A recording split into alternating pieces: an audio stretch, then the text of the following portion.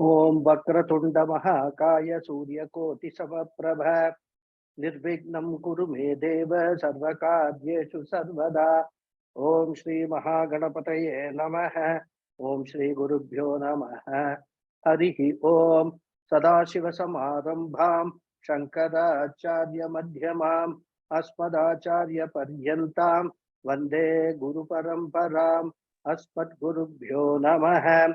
Shruti Smriti Purananam Alayam Karunalayam Namami Bhagavat Padam Shankaram Loka Shankaram Shankaram Shankaracharyam Keshavam Badharayanam Sutra Bhashya Kritau Vande Bhagavantau Punah Punah Ishwaro Guru Ratmeti Murti Bheda Vibhagine Vyomavat Vyapta Dehaya Dakshina Namaha.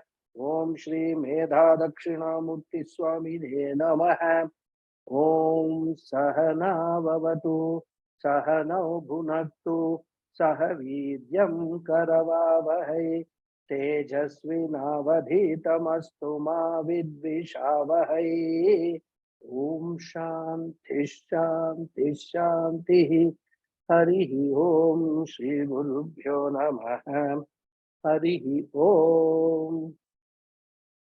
Om Satchidananda Rupaya Krishnaya Krishnakarine Namo Vedanta Vedyaya Gurave Buddhi Sakshine Krishna Dvaipayanam Vyasam Sarvalokahite Ratam Vedabhya Bhaskaram Vande Samadhi Nilayam Munim Sahasramurte Purushottamasya Sahasra Netranana Pada Baho Sahasranamam Stavanam Prashastam Niruchyate Janma Jaradi Shantyai.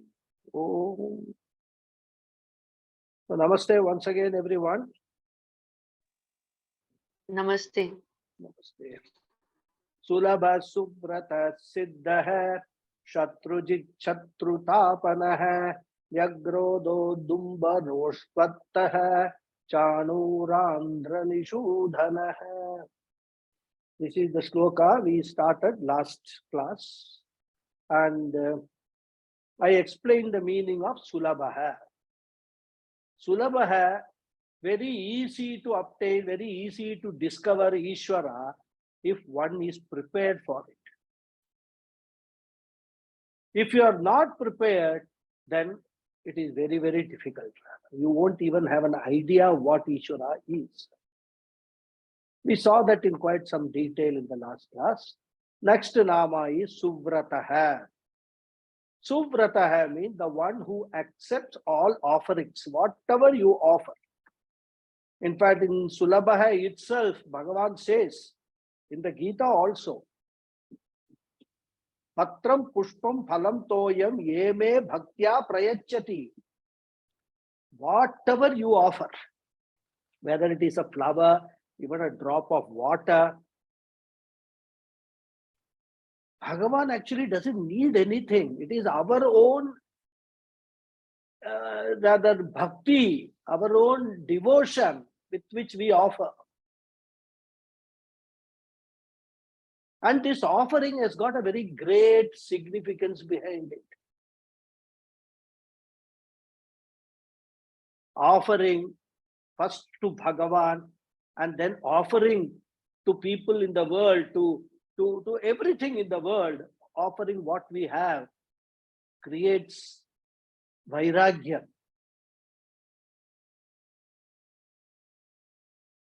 Creates a sense of what I would say, a dispassion. You don't cling on to things. Taittiriya Upanishad says, in fact, I think Taittiriya Upanishad, Danena adhanam tara. Normally, people, when they have possessions, it's very difficult for people to get away from their possessions. To give it to somebody else, very difficult. So Puja Swamiji says, even if it is very difficult, clench your teeth and start giving. Initially, it will be very difficult. Oh my God, I earned all this, I'm giving it away. Over a period of time, you will start enjoying in the process of giving that. So Adi Shankara says, Shobhanam Vratayati Bhunkte Bhojanat Nivartate Iti Va Suvrataha. Because Ishwara's Vrata is Shobhana. Shobhana here means excellent. So he is Suvrata. Actually, the word Vrata again has got several meanings. It can mean enjoyment. It can mean a vow to desist from enjoyment. Both meanings can be there for Vrata. So Bhagavan has as though the Vrata, the vow of accepting and enjoying whatever is offered to him. Bhagavan does not look at the purity of what is being offered. It is our commitment that we should offer only pure things to Bhagavan. That is why whenever we do the offering, we avoid things like onion, what is that called, garlic, etc. in preparation of Naivedyam and offering, because these are considered to be not sattvic. So only sattvic, things are to be offered to Bhagavan. And we have seen in Ramayana the story of Shabari and even Guha. Bhagavan Ram accepted and enjoyed the fruits offered by these people. Shabari used to actually bite into the fruit to see whether it is tasty and then offer it to Bhagavan. And even as Lord Krishna, we know the story of Kuchela. He accepted and enjoyed the beaten rice, that poha, or whatever we call avil, offered by Kuchela. And there is also a story in Mahabharata. Bhagavan Krishna goes to Vidura's house for having food. Vidura is so overwhelmed that he wanted to offer bananas to Bhagavan. So he used to, peel the bananas, throw the banana away and offered the peel to Bhagavan. He was so overwhelmed. And Bhagavan ate those peels. He knew that Vidura was offering with a lot of devotion. So like that, there are many stories. Bhagavan does not see what you offer. Bhagavan only sees with what attitude you are offering. Then there are stories where in his avatars, he took up vows, vrata, such as desisting from food. Therefore, in both the meanings, we can understand Suvrata. He is Suvrata also because Vratayati, he makes people take up vratas, vows, as a means of propitiating him.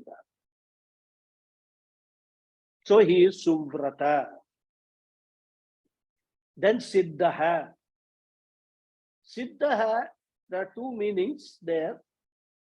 The ever-existent, and also there is a meaning, the one who accomplishes independently. Ananyadhina siddhatvat siddha. Of course, Bhagavan Ishvara in his Swarupa is self-existent. And he is ever existent. So he is Siddha. He does not depend upon anything else for his existence. Siddha means he is already accomplished. There is nothing Bhagavan does not know. There is nothing Bhagavan cannot do. He has no needs. He is already fully accomplished. He is Purnaha. And therefore he is Siddha.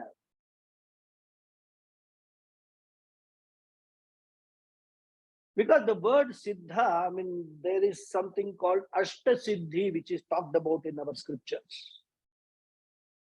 This Ashta Siddhi, the one who has got this Ashta Siddhi can perform, can make himself big, small, heavy, light, make himself vanish, etc. These are all called siddhis. And the one who has got these capacities is called a siddha. Generally, the siddhas that we come across, that we learn about, people who have got these siddhis, they get them as their karma phala as a result of great tapas. But the person who is bestowing the siddhis is Bhagavan himself, because he is a karma phala data. And therefore, Bhagavan has got all these siddhis by himself without depending upon anybody. And therefore, he is Siddha. All siddhis come from Bhagavan only. The next nama is Shatrujit. Shatrujit is a very simple explanation, vanquisher of enemies. Sura Shatrava evasya Shatravaha tan jayati iti Shatrujit. He is Shatrujit because he conquers all enemies. Whenever it is said that the Lord defeats, destroys, and torments the Asuras, who are the enemies of Devas, Surashatravaha means enemies of Devas, it should be understood properly. Bhagavan as such does not have any special like or dislike for anyone that will make him go out of the way to help one or destroy another. We must be very careful in understanding this.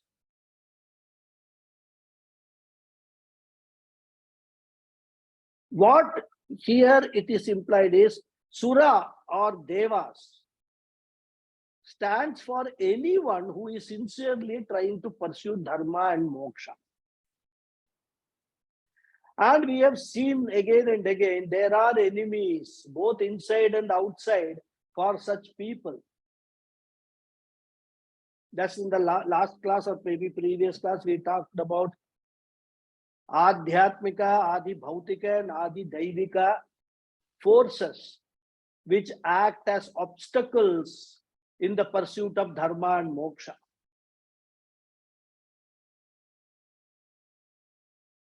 Therefore, whoever takes to adharma and disturbs the people who pursue dharma and moksha, we can call them asura. So whatever stands in the way of deva-like qualities manifesting in the devotees is an enemy. And when this kind of adharmic activities act as an obstacle for pursuit of dharma and moksha, Bhagavan's help is sought through prayers and prayerful deeds. And Bhagavan will help to vanquish all these enemies. It is not Bhagavan is destroying himself, but what he does is, the Asuras, by doing all adharmic activities, earn the karma phala, and they get destroyed on their own because of their own karmas. And because Bhagavan is karma phala data, so we say Bhagavan is destroying. So he is Shatrujit. Then Shatru Tapana. Shatrunam Tapanat Shatru Tapana is a tormentor of enemies. Again, earlier it was vanquishing, here tormenting. That's all difference. He is Shatrutapanaha, the one who torments and makes the enemies run away. That means he makes them non-existent. Now, which are the enemies here which are talked about? These are internal enemies which are talked about. They are all called tapa, means they create lot of tapa, heat, mental disturbance, emotional upheaval in us. Which are these enemies? Anger, sadness, feeling of shame, insecurity, depression, self-condemnation. I mean, you can list a lot of them. They are all enemies. And all these enemies are centered around what? Around the ego, around the I notion.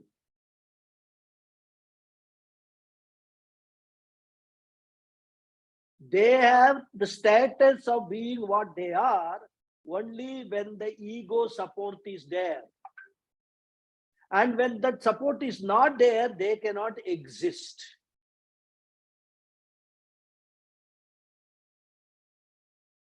And when one is a devotee, the I is with Ishvara. One has surrendered his ego to Ishvara. Therefore, that ego is not available to support these enemies. And once they lose the support of Aham, the ego, they cannot exist anymore and they vanish. Also, these enemies, once they know that a big power like Ishvara is with us, then they do not come near us.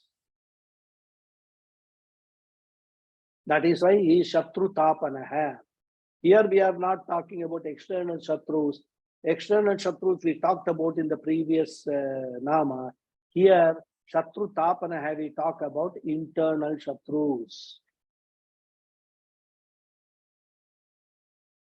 The next three Namas, Nyagrodha, Udumbara, and Ashwatha, they literally mean a banyan tree, a fig tree, and a peepal tree, respectively. Nyagrodha is banyan tree, Udumbara is a fig tree, and Ashwatha is a peepal tree. All these trees, they are very big in terms of height and span. They belong to a family called ficus family. They give a lot of shade. Nyagrodha. Nyagrodha means, as I said, refers to a banyan tree, the one who is above all. Nyak arvak rohati sarvesham upari vartate iti nyagrodha. Sarvani bhutani nyakritya nijamayam vrinoti nirunadhi iti va, says Adi Shankara. The banyan tree, the Nyagrodha, it grows downwards with adventitious roots, and which is worshipped as Bhagavan. Those who have seen banyan tree, at least in photos, not otherwise. So the Lord, Sarvesham Upari Vartate, is above time, space, and everything. Yet, Nyakrohati, he is as though grows downwards in the form of this universe, manifesting as time, space, and everything therein. Therefore, this tree, banyan tree, becomes a good imagery for invoking Ishvara.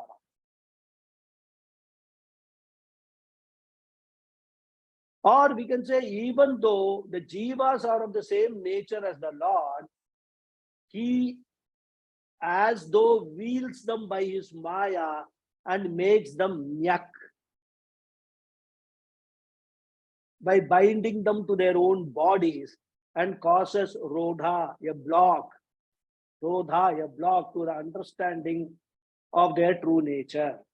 That way also, we can understand Nyagrodha. Nyak plus Rodha, Nyagrodha. Then Udumbaraha, the one beyond space and time.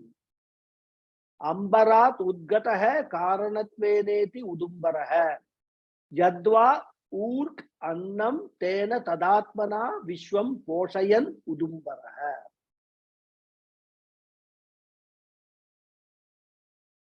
Ambarat udgataha. Ambara means space.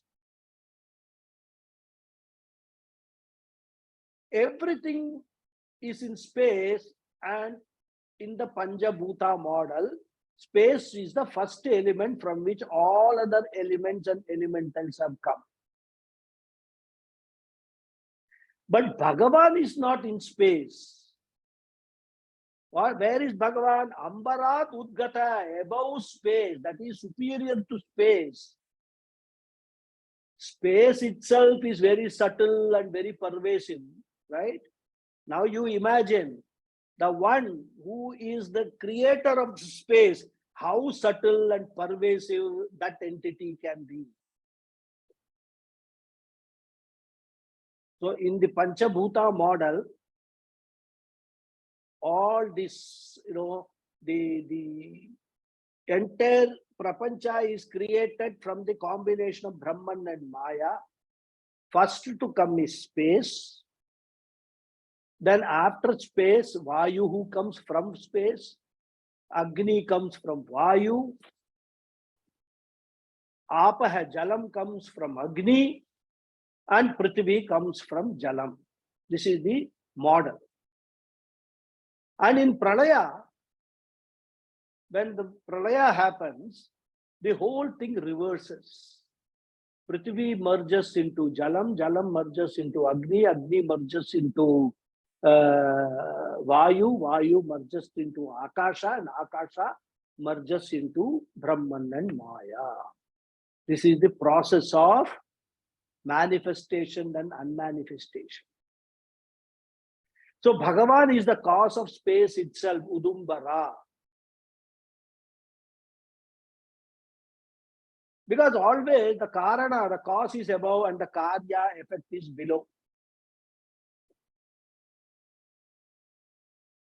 Or there is another interpretation which Adi Shankara takes based on Shruti. He is Udumbara, meaning he nourishes this universe in the form of urk, food. That's what he said. Yadva urk annam tena tadatmana vishwam poshayan udumbaraha. So he is the one who is actually providing this entire universe with nourishment and food. So that way also, because the word urk has got a meaning of food also. So that way also, he is Udumbara.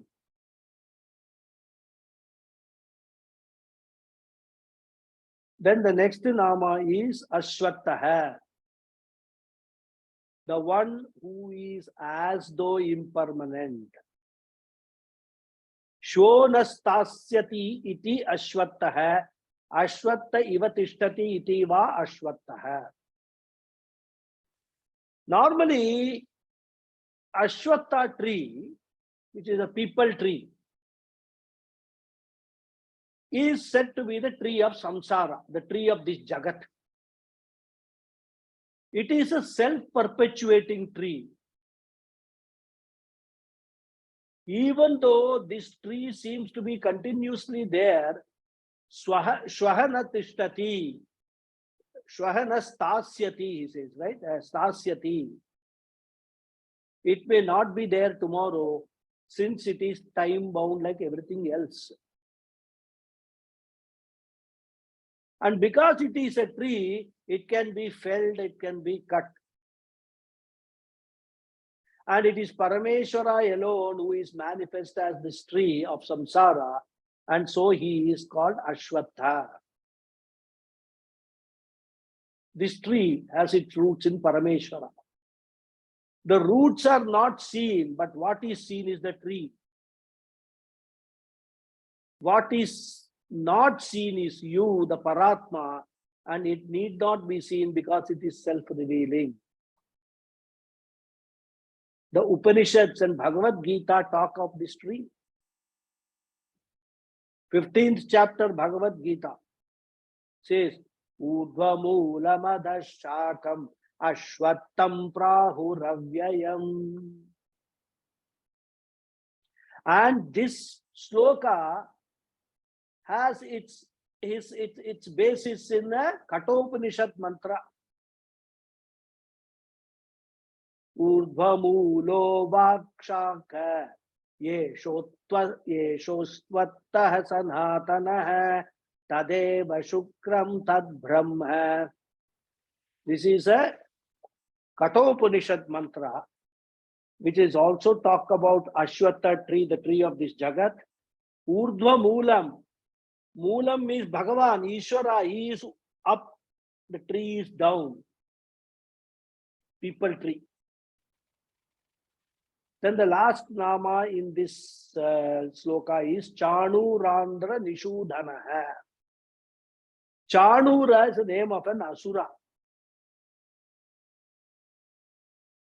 So Bhagavan Krishna kills the Chanura Asura.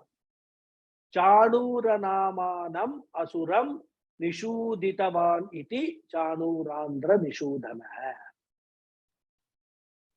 So this Chanura was a Asura in the form of a wrestler. He belonged to Andhra community and he was employed by Kamsa to kill Krishna. Because Kamsa tried so many methods to get rid of Krishna. One of them was this, sending Chanura to wrestle with the small Krishna to kill him. But the Lord effortlessly defeated and killed him, and hence he is called Chanurandra Nishudhanaha. This is one of the Avatara Leelas of Bhagavan, which we see in Bhagavata Purana. Now we'll go to the next sloka.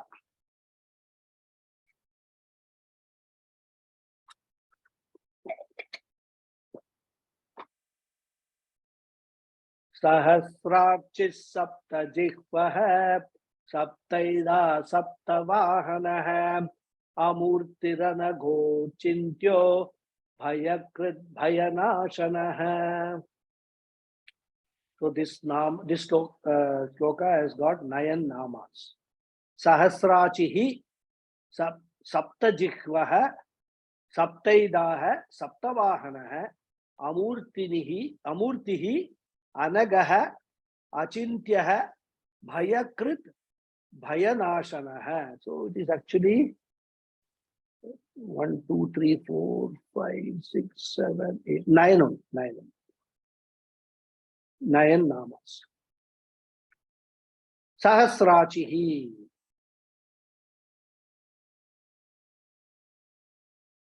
The one who radiates countless rays. Sahasrani anantani archishi yasya sahasrachihi. Achimshi, not archishi. Achimshi iti.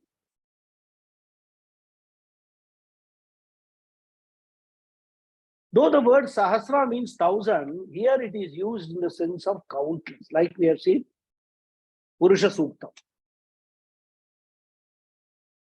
Sahasra Shirisha Purusha means not 1,000 heads, but countless heads.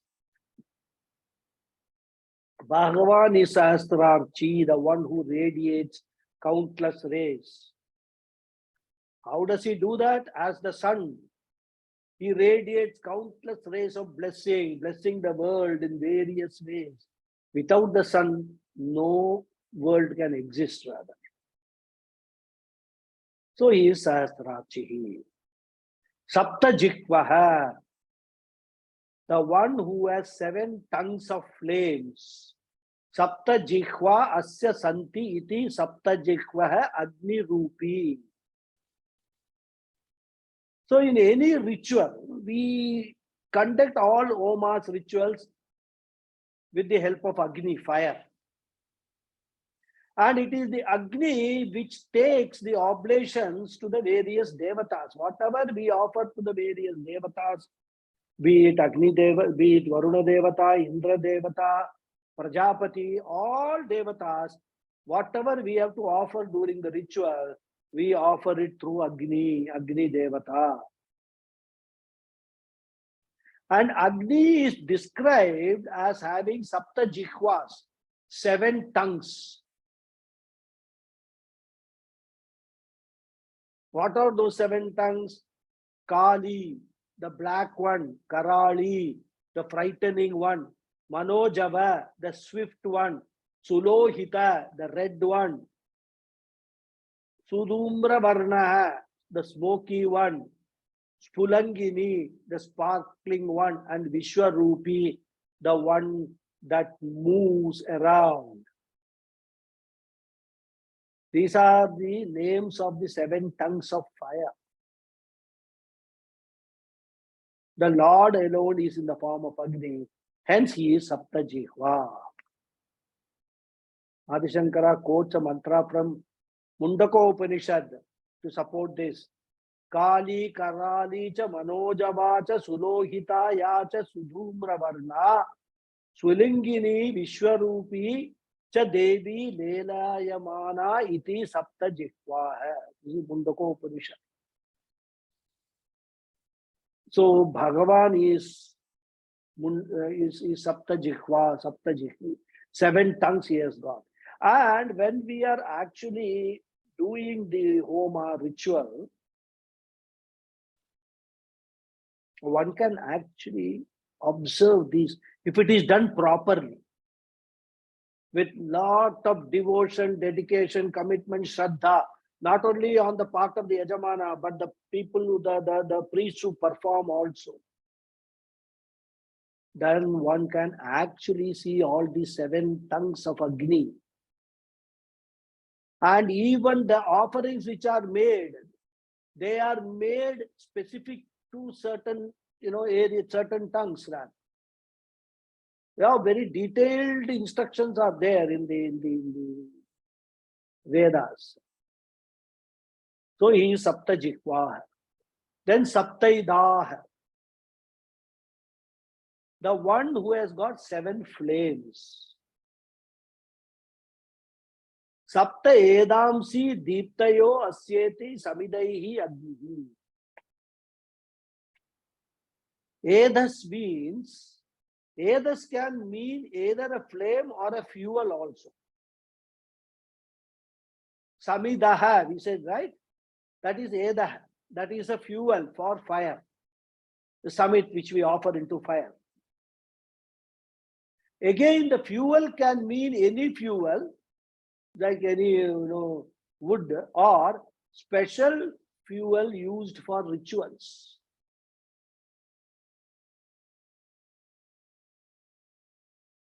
In fact, when we do a big homa and all that, there are different kinds of samit which are used.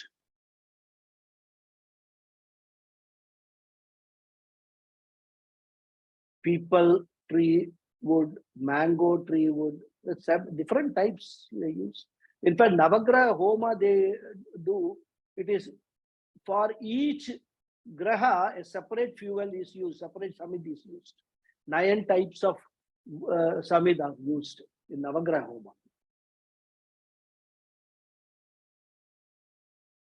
Taittiriya Samhita says, Saptate Agne Samidat Sapta Jihva. And that is the mantra which is chanted when we do Purna Huti. After the Homa, after the ritual, we do Purna Huti. Saptate Agne Samidah Sapta Jihva. So like that, full mantra goes. So this is one meaning. Another meaning is, Puja Swamiji takes, as Atma, Bhagavan receives the sense perceptions in the form of Sapta Edas, 7 fuels offered into the 7 holes of the body to the Atma.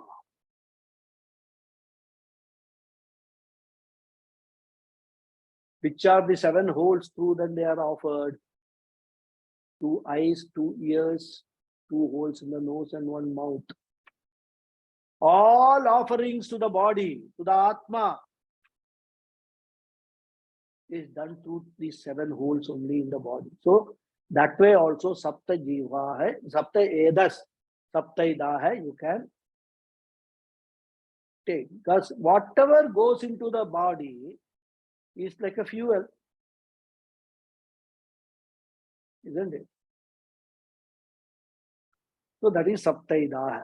Then Saptavahana, the one who has got 7 horses. Sapta Ashwa Vahanani Asya iti. Sapta Namaikoshwo Vahanamasyeti Va Saptavahana Aditya. So the Lord Sun is depicted as traveling in the sky in a chariot drawn by 7 horses. Or there is another version, he is depicted as traveling in the sky drawn by a 1 horse whose name is Sapta. And we can also interpret it in a different way. The 7 horses stand for the 7 colors of the spectrum. And the single horse stands for the spectrum itself.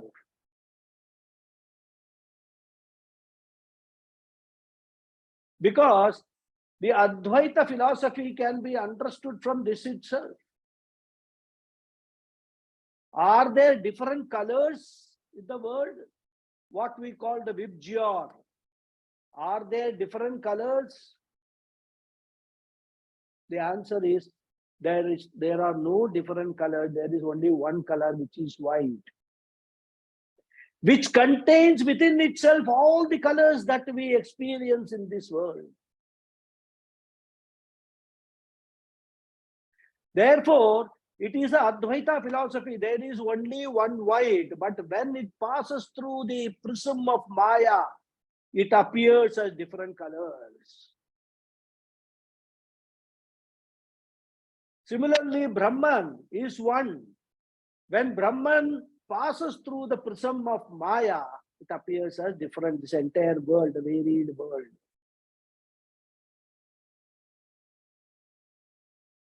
So, as Parameshwara, who is in the form of the sun, he is Saptavahana.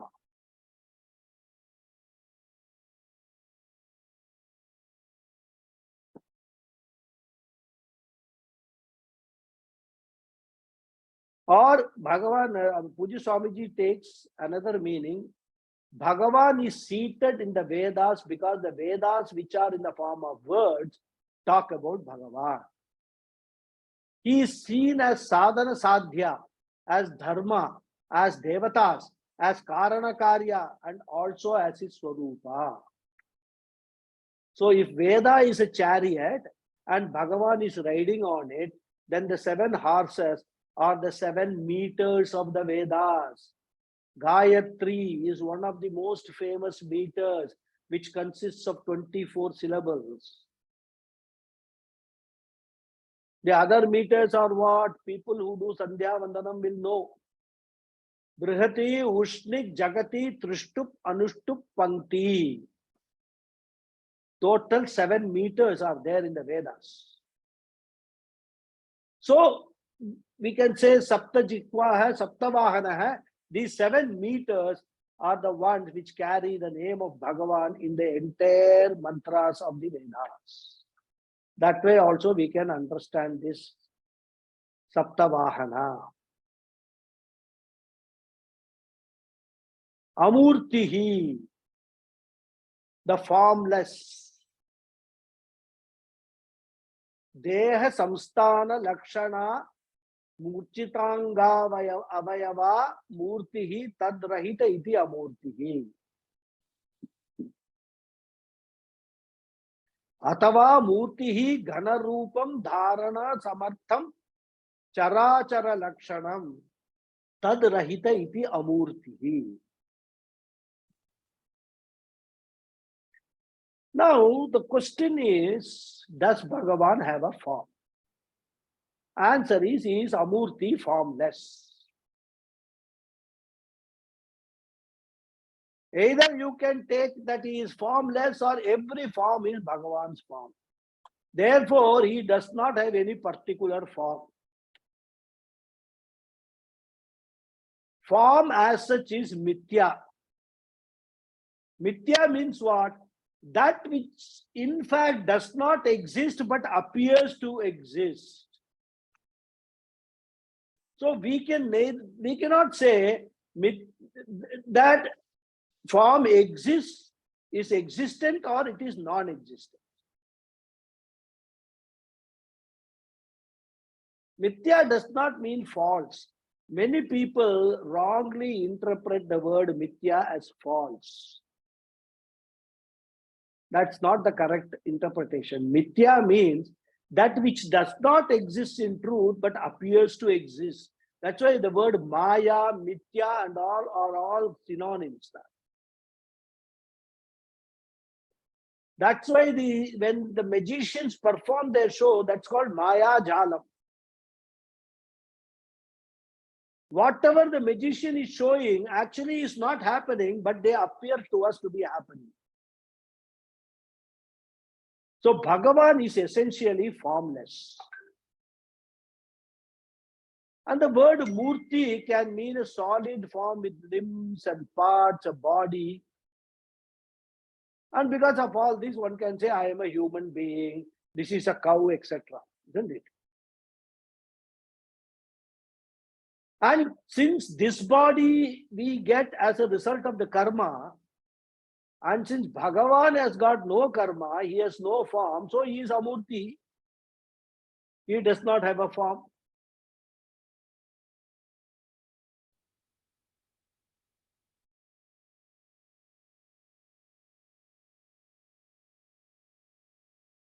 The Aitreya Upanishad says, Tabhyah apitat tabhyah murtihi jayate yavai sa murtihi ayata annam vaitat.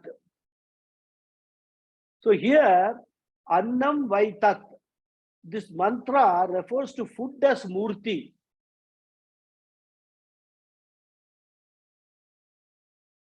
And says that the Lord, after creating the living beings, created annam, food for them, in the form of chara, moving objects such as mice for cats, and also snakes, bisons, buffaloes for tigers, lions, etc. And achara, the immovable, like plants in the form of grains, etc. As Bhagavan has got neither hunger nor thirst, hunger or thirst. He is not a bhokta, an enjoyer. He does not need food, and therefore he is amurti. Here we take the meaning of the word murti as annam, food. So he is amurti. He does not require any food. Then anagaha. Anagaha is a word which Bhagavan Krishna very lovingly uses for Arjuna. Anagaha, the one without any papa or sorrow. Agham dukkham papam cha dvayamasya na vidyate iti anagaha. But here Anaga is referring to Bhagavan. Since Bhagavan is formless, it is natural that he has no agha, neither papa, nor its manifestation in the form of any dukkha. Then the question is, if Bhagavan does not have papa, he is anagaha, does he have punya or its manifestation in the form of sukha? The answer is no. He does not have punya also.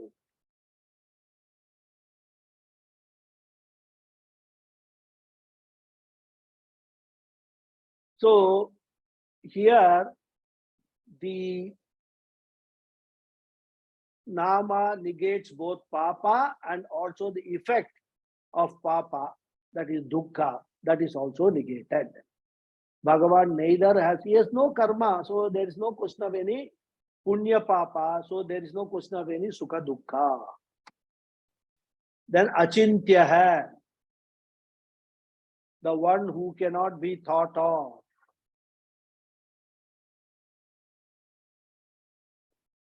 Pramatradi sakshitvena sarva pramana gocharatvat achintya hai.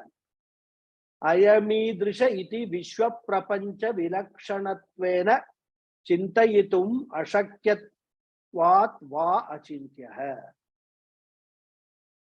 Now we have seen Bhagavan is formless. When something is formless, can your mind conceive something which is formless? Can we think of Bhagavan who is essentially formless? We cannot. Because the mind requires a form and a name to identify the objects. When something does not have a form, the mind does not know, because there is no akara. There is no image to be captured in the mind for mind to decipher what this is. Therefore, he is achintya, he cannot be thought of. He cannot be objectified by any pramana, by any known means of knowledge. Further, the pramata, the knower, who objectifies anything, everything rather, cannot objectify Bhagavan, because Bhagavan is the witness of even the pramata.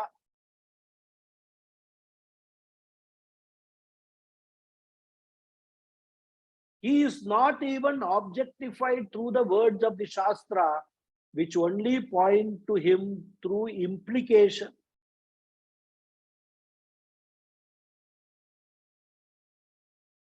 So essentially, he is oneself, the self, and hence self-revealing.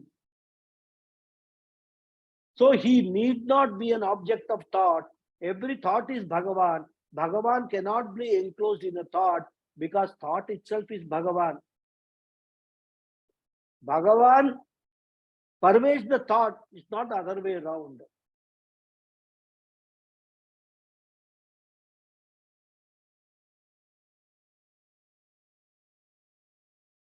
Moreover, how can one even think of Bhagavan as almighty and omniscient? We can't. Maximum we can think of is he is sarva prapancha vilakshana. That means Bhagavan is unlike and totally different from anything that we see in the universe, that we experience in the universe. Therefore, he is achintya, cannot be thought of. This is how Bhagavan is, this is how Bhagavan is.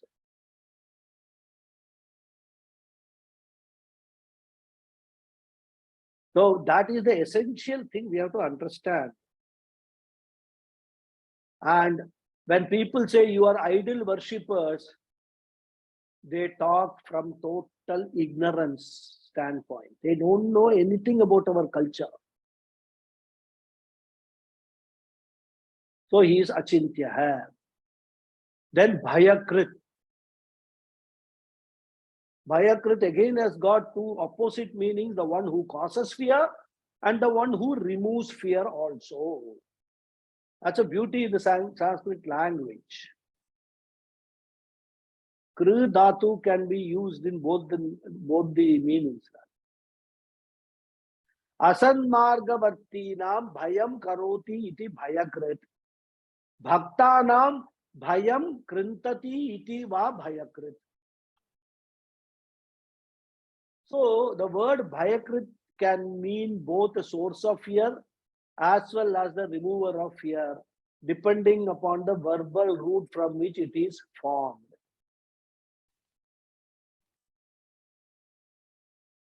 We must understand that Bhagavan is never separate from oneself. And once you understand this,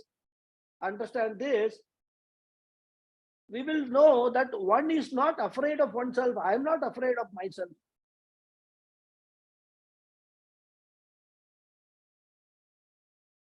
But if it is not understood, then he is away from you and becomes a bhaya hetu, a source of fear. And that is why in Advaita Siddhanta, when we understand that there is only one Brahman, Ekameva, there is no core source of fear at all. There is no second. Only when there is a second, we have a fear. And that's why, we in Advaita never talk of fear the God. God-fearing word we never use. God-fearing everybody else uses. You must fear the God and things like that. And we don't need to fear the God. Why? Because I am God. Why should I fear myself? So when we don't understand this, Bhagavan seems to be Bhayakrit, the cause of fear.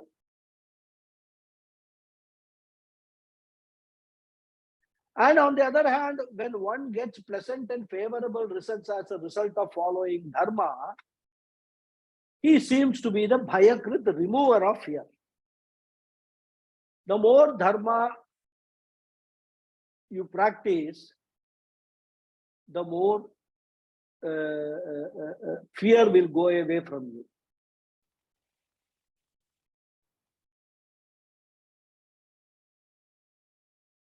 Because the word Krit,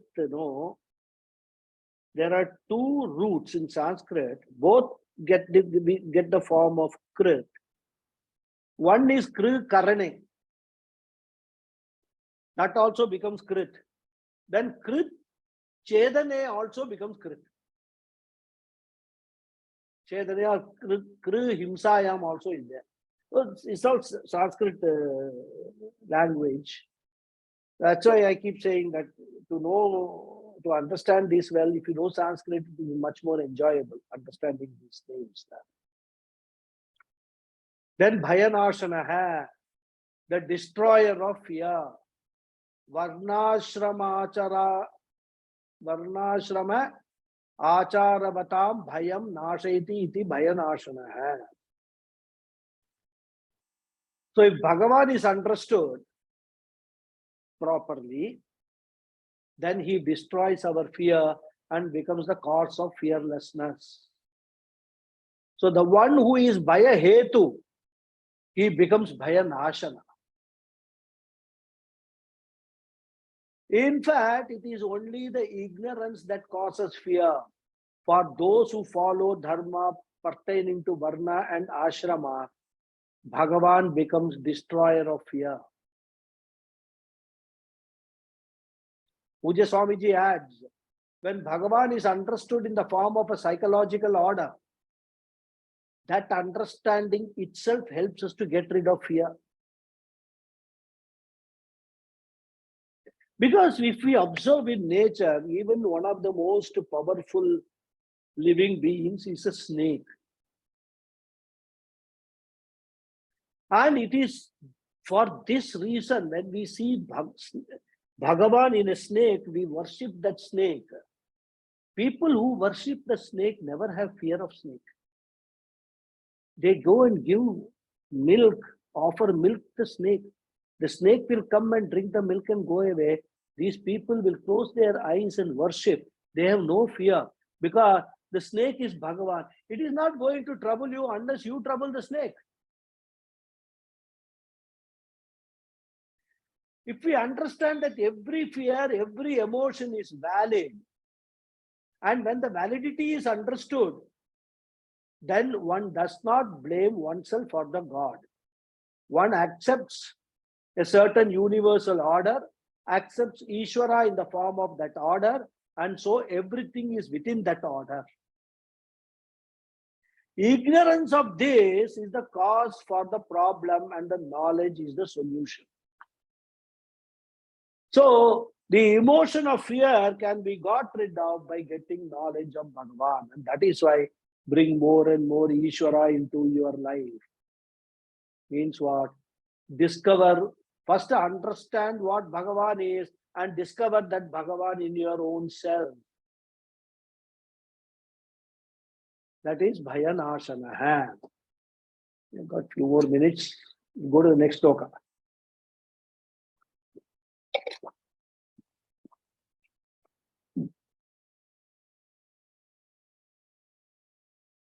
Anurbrihat Krisha Stula hai Gunabrit Nirguno Mahan Adrda Swadrda Swasya hai Pragvamsho Vamshavardhanah. So this is a sloka which has got 12 namas. Anuhu, Brihat, Krishaha, Stulaha, Gunabrit, Nirgunaha, Mahat, Adrdaha, Swadrdaha, Swasyaha, Pragvamshaha, Vamshavardhanaha. 12 namas.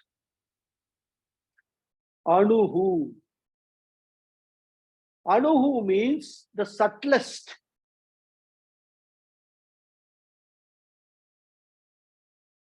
Saukshamya Atishayashalitvat Anuhu. What is Bhagavan? It says Bhagavan is Anu. Anu literally means an atom, what we call in physics atom. Something which is infinitely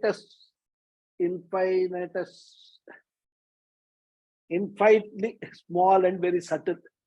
That's a word, you know. Infinite. I'm not getting the word. Infinitesimally. Infinite. Again. Whatever you have all heard. Infinitesimally. Very rarely we use these words. Anyhow, very small and subtle.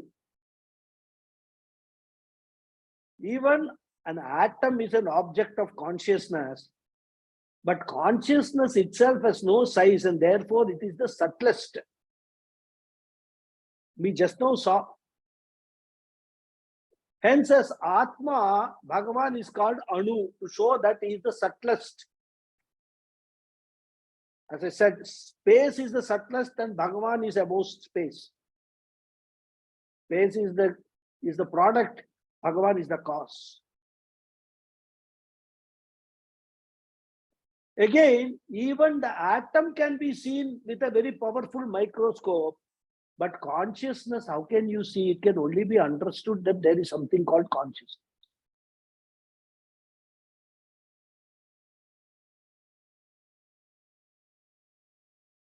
Mundaka Upanishad says, Yesho Nuratma Chetasa Veditavyah.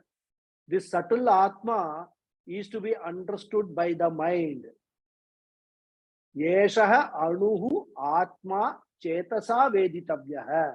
It has to be understood by the mind only. It cannot be experienced. It cannot be seen with a powerful microscope also, because it is consciousness. Then the next nama is Brihat, biggest. Brihatvat Brahmanatvat cha Brahma Brihat. Just now you said it is subtlest and it is Anu. Now immediately you say it is Brihat. Bhagavan is Brihat because he is infinitely big and also the cause for the growth of this Jagat. He manifests as infinitely big. Look at the size of this Jagat. And what we have to understand, we are not talking just about the Jagat means the world. It's a universe, the cosmos. Bhagavan is bigger than the biggest. And what is big? Big is a relative term. How can you define what is big? So whatever you think is big, Bhagavan is bigger than that. And the Shruti says, Kathopanishad, Anoraniyan Mahato Mahiyan. Anoraniyan, subtler than the atom. So, when it is said Anoraniyan, there could be a orientation. Oh, he is very, very tiny, small. Very small. Infinitesimally small. Immediately Shruti says, no, don't get that understanding. If you understand that is very small, again you are talking about a size and shape. He's not that. So immediately Shruti says, Mahato Mahiyan, bigger than the biggest. So he is smaller than the smallest and bigger than the biggest. So this statement rules out any concept of size for Atma. Then if it has no size, then one may conclude that it does not exist. In fact, it is existent, it is limitless. Being big, limitlessly big, it is Purna, the whole. And now the other namas, very interesting namas. Next nama is Krisha, which we will see in the next class. It's time. Okay. Om Purnamada Purnamidam Purnat Purnamudachyate Purnasya Purnamadhaya Purnameva Vasishyate. Om Shanti Shanti Shanti. Harihi Om Sri Gurubhyo Namaha. Harihi Om. Thank you all very much. Thank you. Thank you, Guruji. Namaskaram. Namaskaram. Thank you, Guruji. Thank you, Guruji. Thank you. Thank Thank you. you, Guruji. Namaskaram. Thank you very much, Thank you, Guruji. Namaskaram. Thank you. Thank you, Guruji. Thank you. So, any questions, doubts, clarifications? I don't see any hands going up. Okay. Arun Kumarji's hand is up. Yes, yes, Guruji. This is regarding the Nama, Achintya. So, he cannot be reached through our mind or thought. How do we really go beyond our mind and we realize? There is no realization.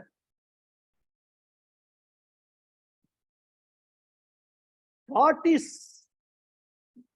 have to understand, it's only a matter of knowledge and understanding, right? It's not a matter of object. Bhagavan is not a matter of objectification. We have already seen Aprameya, right? Long back we saw that Aprameya. So what we have to do, see, Shruti also struggles to explain what Brahman is. Because our mind, our intellect can only identify with something which can be objectified. Now, this is actually, it's not a question of going beyond mind or anything. In the mind itself, it's a question of understanding that something which is not, does not have a shape or a form is Bhagavan, which is consciousness. Now, how to understand? We have to then do inquiry. The basic inquiry is, if there is no consciousness, then will our body, mind, sense complex function? Take your own self, whether it will function. Our eyes are able to see, our nose breathes, our mouth talks, we are able to hear, our food gets digested, all these things. There is something which is beyond these eyes, nose, and all that, which we see, which we can objectify, which makes all these things work. If that consciousness or Atma is not there, then what is the result? Dead body. A dead body has also got eyes, nose, and everything, right? But it is non-functional, it is jadam. Therefore, when we relate to that, we understand that originally everything in this universe, in this cosmos, is jadam. Including our body, mind, sense complex is a jadam. All Maya Kritam is jadam. Everything functions only when blessed with Brahman, blessed by Brahman. So that Brahman we cannot see. So the way we understand is, Brahman is the Adhishtanam, the foundation, the very cause of this entire cosmos, which we cannot say. That's why it's a It's only a matter of understanding. It's a matter of knowledge. And once you gain that knowledge that, okay, there is Brahman, which I cannot see, I cannot objectify, and that Brahman I am, then you will start disassociating yourself as Brahman from this body, mind, sense complex. So we must, this Brahman or Ishvara or Bhagavan, whatever we call, is a matter of understanding. It's not a matter that can be taught. But thought requires a form and name. Even if there is no name, at least a form. You may see a flask. There is a form. It will register in your mind. You may not know the name of this as flask. It may have different names. But the form is very important for us to register what this is. So that is what is meant by Achintya. That's why Bhagavan, something to be understood, something to be discovered and not objectified. Okay.